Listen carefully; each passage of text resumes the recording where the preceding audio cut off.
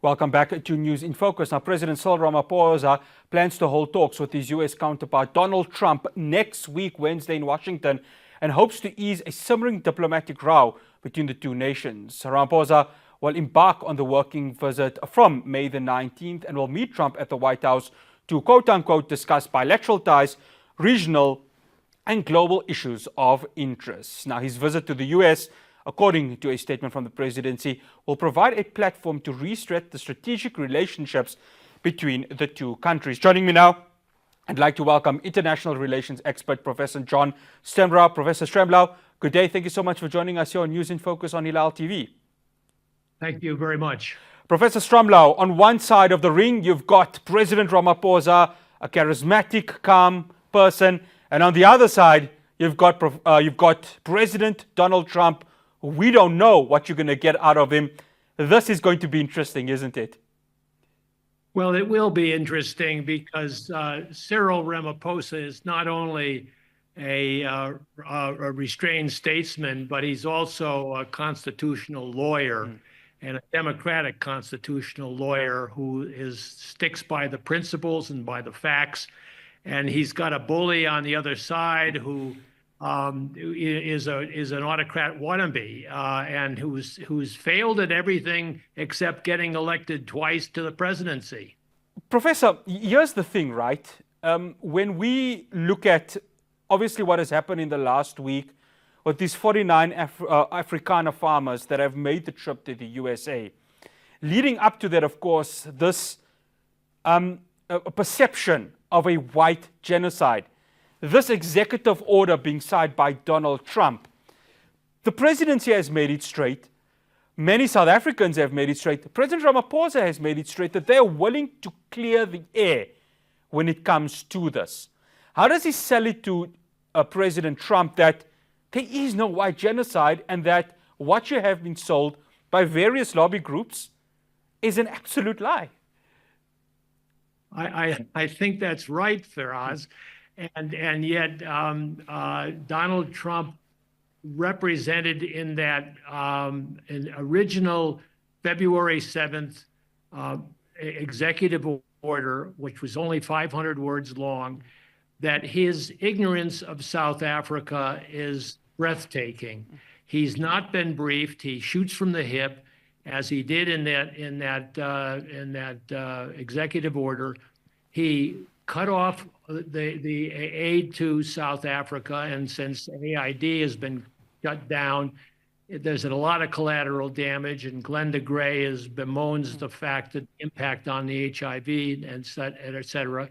But then he had two policy decisions. One was the cutting off of the aid, and the second was welcoming Afrikaners here. Now, there's a long history to this because Afroforum got to him in the Trump first administration, and he popped off about killing of white farmers. And Cyril Ramaphosa, new to the presidency, told him to butt out. And I think that Cyril Ramaphosa will futilely, but nevertheless diplomatically, try to set him straight.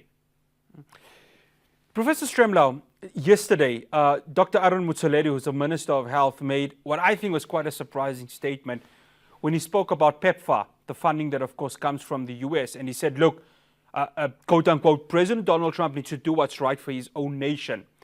I can't help but wonder that this leads to some sort of soothing into the talks that President Ramaphosa is going to have, sort of like a charm offensive.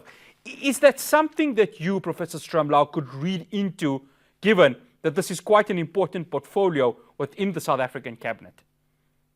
Well, it is an important portfolio, but at the same time, the European Union sent its high-ranking officers down here within days of the February 7th issuing the executive order, and reassured South Africa that Europe stands behind, Western Europe stands behind South Africa, and pledged 94 billion and for vaccine research and for climate change, the two areas that seems to concern the Trump administration in its futile effort to denigrate South Africa. But it denigrates South Africa for its own internal reasons. It is a democracy that is in trouble, and it looks to South Africa as a challenge because South Africa is diverse and is not inequitable. It's highly inequitable, but it's striving to be inclusive of all who live here, united in their diversity, and that's against what Donald Trump fundamentally stands for, and he's ultimately a racist. Professor Stremlau, President Ramaphosa is going to be at the White House. I can't help but wonder, look at the end of February when Ukrainian President Zelensky went there. We all know what happened. It was an embarrassment of the highest note. You've got him, Donald Trump, you've got J.D. Vance absolutely ripping into Zelensky. President Ramaphosa is a calm, cool figure. We've seen that over the years. Do you think something similar like that is going to happen, where President Trump doesn't really care what happens, but as long as he can embarrass another head of state? Are we at that point? Is that something we could see? I don't think so. I think that the preliminary negotiations, which I've not been privy to, of course, and I don't know what will happen, but they will certainly not have the press there and or a show of confrontation. I think neither side wants that. But I'm not sure what South Africa can gain, except that there will be issues of mineral trade, and that is vital to the United States, and there will be questions about the 600 corporations that are busily working here, American corporations, and then of course the regional and global issues which you suggested. Professor Stremlau, trade, I mean, this is, of course, going to be one of the most important aspects of this, bar the diplomatic discussions that are going to happen. AGOA. South Africa is eager to keep it. Department of Trade and Industry and Competition has said that. Treasury has maintained its importance. But the USA also, I feel, would need to look at South Africa as quite an important trading partner, because there's a lot of exports that are happening between the two countries. Do you feel Donald Trump is going to see it that way, given that South Africa still has quite a lot to offer to the United States, and also many of its corporations are here in South Africa and are doing quite well? They are, and that's certainly true. And there's an awful lot of support, grassroots, for South Africa. The shadow of apartheid runs deep, and you know, the most Democrats acknowledge that South Africa and the United States were allied during the Cold War between apartheid and the Republican and Democratic administrations. So there's a long history of trying to live that down. But nevertheless, at the moment, it seems to be Donald Trump's preoccupation to embarrass South Africa, to criticize South Africa, and whether he'll be restrained, I don't know. I just can't see what will he'll respond to Cyril Ramaphosa, but he has been put in his place by the Western Europeans and by the Japanese and friends of South Africa, and so he is facing an alienated public and an alienated international community for his condemnation of South Africa. Professor Stremlau, in 2 minutes, we saw his Middle Eastern trip, quite a successful one. That same mood that he carried visiting the UAE, Saudi Arabia, Qatar, Bahrain, Syria, does he have that same mood? Does he have that same feeling when visiting President Ramaphosa? And will we see these two statesmen shaking hands at the end of this tour?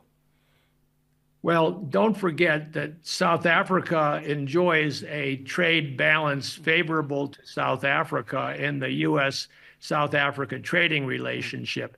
And it's also very small relative to the size of the U.S. economy and its trade. South Africa is in no position, nor should it be, to offer a $400 million executive jet, as Qatar is doing. And also the Middle East trip was all about trade and not about the war which is raging in Israel. Professor Stremlau, always a pleasure having you on. Thank you so much for joining us. Thank you.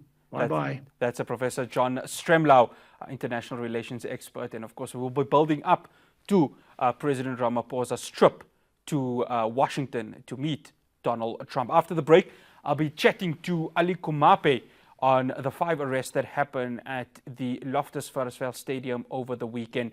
Do stay tuned.